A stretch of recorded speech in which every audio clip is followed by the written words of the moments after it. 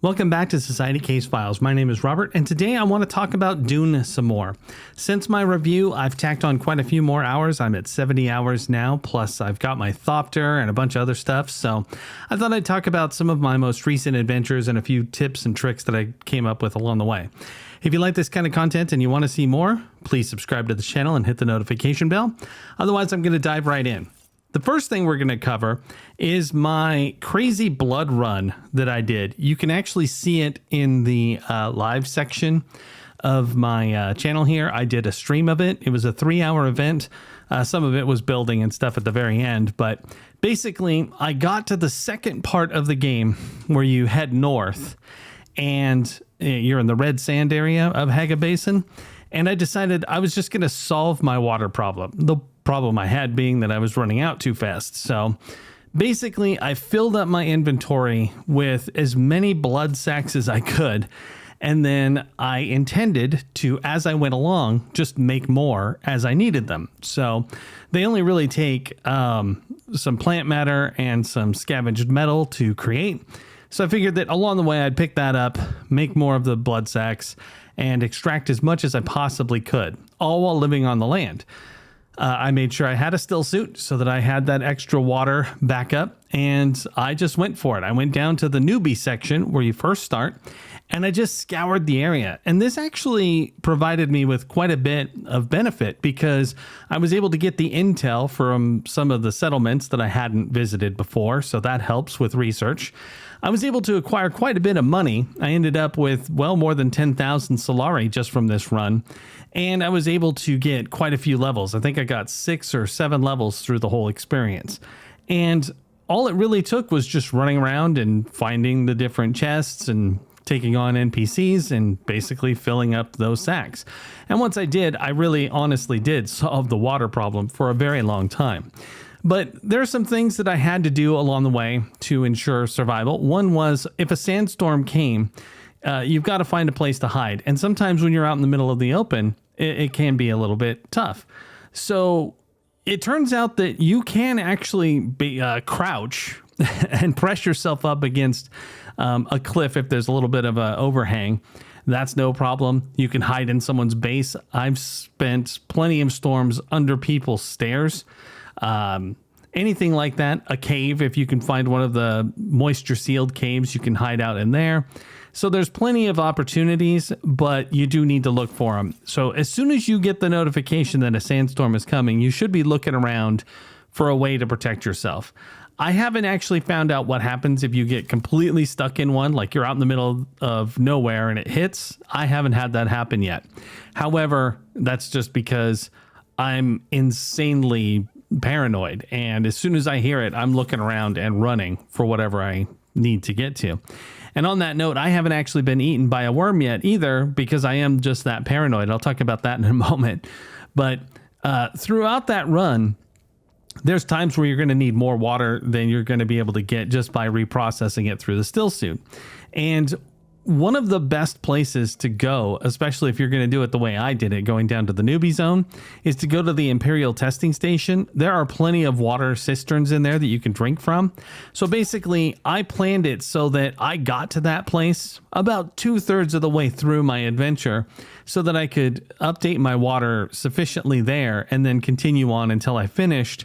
And then when I was totally done, I went to the Griffin post and fast traveled to the Anvil place, so I didn't have to make that drive across the open sand again, the one that's really scary at the very beginning when you first are told to move on. I didn't want to do that again, so I didn't. I just spent 700 of the 10,000 I had and fast traveled. Now, from Anvil, I then made my way back to my base, filled up all the water, and I was good to go for quite some time. So if you do need any specific resource, this is pretty good. There's not too many of the newbie area resources you're going to need. Blood was just really easy because none of the guys could really hurt me at that time. I could take them down really, really fast, and that was the point. Later on, once you start upgrading your equipment and have some more skills, it is better to take on enemies that are roughly within your level so that you can get some of the mats that you need for whatever you're working on at the time. So for example, at this point, I'm well into the aluminum phase. I'm ready to move on to the next one pretty much. So taking on enemies that are roughly my level, ensure that I get drops that are going to contribute to whatever kind of research that I'm doing at the time. And that's a very important thing to keep in mind. The next thing I want to talk about is the next step after the early middle game. And when I say early middle game, I'm talking about when you first left the newbie zone, you're in the red sand area, and the time between basically the end of copper and the beginning of aluminum.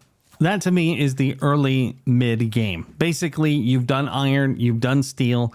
Now you're on to the point where you need to get erythrite crystals to create cobalt paste. You need flour sand to make silicon blocks, and you need aluminum.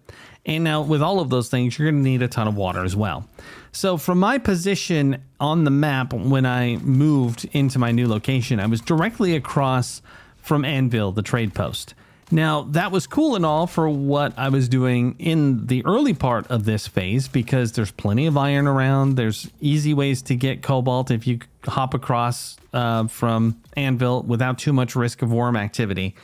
But once you start to need the erythrite and the aluminum, that becomes a lot more tricky because, number one, they are freaking heavy.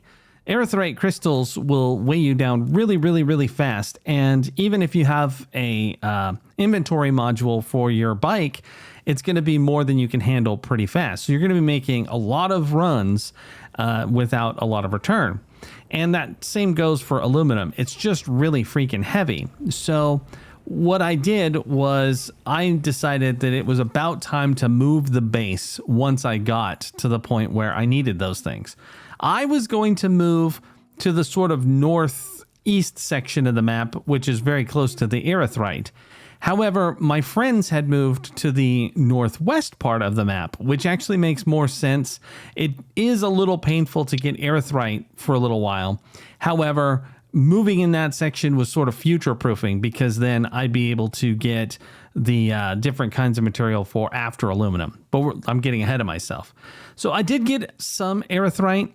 You basically get it by going into that massive trench over by across from Anvil by the Harkonnen PvP place. So it's not super painful to get, but once you're down there, you kind of don't want to have to leave for a while. Now, a lot of people are getting buggies and doing it because the buggy has a massive inventory. You can use a cutter ray on it without having to even get out of the vehicle, so you can just grab tons and tons of erythrite. I think that I heard you could get over 2,000 erythrite in that thing before you got to empty it out. And that's great. That's a massive thing. I did not get the buggy. I probably should have, because it would have made some of these runs a lot quicker. But that said, if you do or do not do it that way, whatever you decide to do, you're going to need a lot of aluminum and erythrite to move on. In my case, what I did was I needed to get my base from one section to the other so that I could actually start doing it without risking a ton of trips across sand that was going to get me eaten by a worm. Every time I went to get erythrite, I had to cross a section of sand that was going to get me eaten. And then if I was doing it on my bike, if I filled up the inventory, you can't use the storage tool for that. So now you're on a bike risking being eaten by a worm. And if it's full, then you're really looking at losing quite a bit of time and effort. So it was important to get moved. And then even if I had to drive all the way across the map to get to the erythrite or walk or whatever I was going to do, even if I was going to fast travel, I could do it against the shield wall and avoid any worm activity. In fact, at a certain point, worms are only a problem if you want them to be, or if you're just lazy and you just don't care.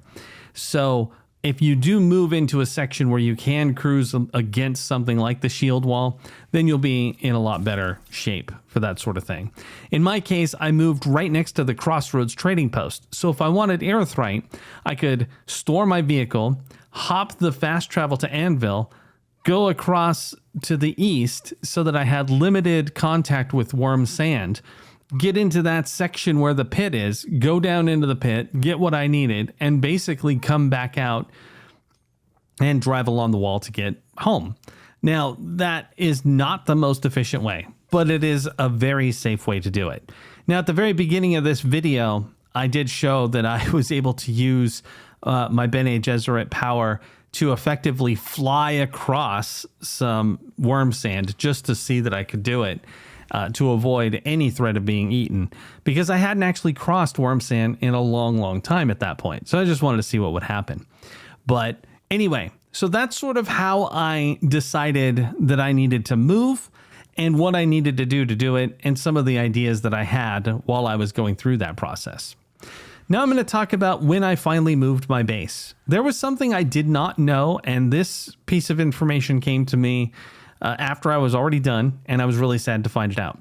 I, for some reason, thought you couldn't have more than one base. The reason that I came to this conclusion was the fact that when you leave your initial base, it does tell you to abandon it when you get to the new area. And I don't know why I didn't think to question that a little bit more or whatever, but I just assumed I had to abandon it because you could only have one. It turns out you can actually have 3. Now, had I known that, I would have gone to the new section that I was moving to and built some base, put down some storage facilities, and moved my stuff in there. That's how I would have done it if I was a solo player and wasn't dumb and knew to do that part. One of the biggest problems that Dune Awakening has, that I suffered with at the very beginning, is that it isn't overly intuitive sometimes. And in this case, that is absolutely true. But not knowing that I could do more than one base, I just happened to have friends who were playing. Now, again, if you don't have friends, then my initial statement is true. You would go and build your base, a second base, and put some things down and then start transporting your goods to and from. But because I had a friend, he was able to put down some chests for me. I was able to store the most important things that I wanted to move. And then I realized you could build a second base after I made multiple runs. Now, these were some pretty stressful runs too, because I'm basically filling up a bike with the most valuable materials I have and then racing across the sand to make it happen. And it wasn't a short trip. It was actually like 3,800 meters to get from my base to the new area. And in some cases, I didn't have a choice but to go over sand for quite a ways. And I didn't have a booster to make that faster or to give me some sense of safety, I guess. But part of the problem was I had 60,000 milliliters of water stored up. And transporting that much water is a real pain because you got to get all these liter johns to basically put it in. And I didn't have an advanced level of those to put a ton in. So basically my best bet was going to be to get like 8 of the cheap ones and just transport it back and forth as much as possible. However, what I did instead was I had all of this flour sand. I had well over 1,900 flour sand. And I decided that I would make that into silicon bricks instead, which is going to burn through a ton of the water. So I was able to make a whole bunch of those, which, by the way, are not very heavy. So once I finished all of those, I was able to put them in the bike, and most of my water was depleted so that I didn't have quite as much, so I wouldn't feel quite as bad if I had to abandon it. So then I made my run with probably the most valuable of stuff right off the bat. And that run was really stressful because had I been eaten, I would have lost dozens of hours of work. I did make it as safe as possible by getting to the shield wall as quickly as I could and then just driving along it. But just to get there did take me over some pretty open sand, and I almost had some run-ins with quicksand, which would have been just really tragic. But that said, I did make my way all the way over there, put my stuff away. And at that point, once it was secure and it was in my friend's area and I knew it was safe, I was able to breathe a little bit easier and make the runs take a little bit longer. I could take things that maybe weren't quite as valuable but were nice to have. For instance, I didn't really want to have to collect 2,000 fuel cells again, so I dumped all those on my bike and brought them. I needed granite to build walls, and in our new area, there weren't that many nodes. So I broke down everything inside my base that wasn't the walls so that it would stay basically active, and whatever was inside was going to remain. And I brought all of that. across as well, which allowed me to make my initial base without having to go out and farm a whole bunch of stuff. Now, that said, all of this process took forever. It was almost a 4-hour process to transfer one base to the other, to bring all of the things I wanted across. And then at the very end, I sat there and thought about it, and I'm like, do I want to get that water? And I ultimately decided that I at least wanted to have 12,000 water just to get started in the new base and not worry about it for a little while. So I made that run as well. And that run was not as scary because I was able to put the leader johns in my inventory and not drive the bike. I was able to do fast travel to do back and forth. And ultimately, I was able to get everything I needed so that when I got to the new base, I didn't have any big stresses, basically. And I guess that's my ultimate advice for moving base from one place to another, is that you find a way to ensure that once you get to the new area, you're not stressed about having to think about anything. You don't have to worry, oh my goodness, do I have enough power? Do I have enough random early level stuff to make this happen, like scrap metal and that kind of thing? It's just easier if you have what you need, and it might take a little bit longer, but being prepared can make the game fun as opposed to, nerve-wracking or whatever. So that said, once I got there, it was awesome because I was able to get a lot of great stuff done. There's tons of enemies around to extract blood from so that you can get more water. And basically less than 12 hours after moving, I was up to 80,000 milliliters of water. I was well on my way to building the Thopter. I had my base expanded with the little stake thing that allows you to increase the size of your base. It was all around a lot of fun, and it totally worked out. Just the runs with the bike were probably the scariest, but once that gets done, it's okay. I will say this, I did have a near miss. I drove over some drum sand and I just didn't even look left or right before I went along, and the ground started shaking and I narrowly made it to the rocks, turned around, and there's a worm probably 20 feet from where I just was. I mean, he probably would have eaten me for sure. He wouldn't have gotten much, but it is what it is. In fact, when I made the run with all of my granite stone, when I basically broke down most of my base, I had left all of my important equipment back at my new base so that if the worm ate me, it would literally have gotten a bike and a bunch of granite stone and me. I would have not enjoyed any great equipment or my still suit or any of that stuff. Basically, it was a naked run to get stuff to and fro.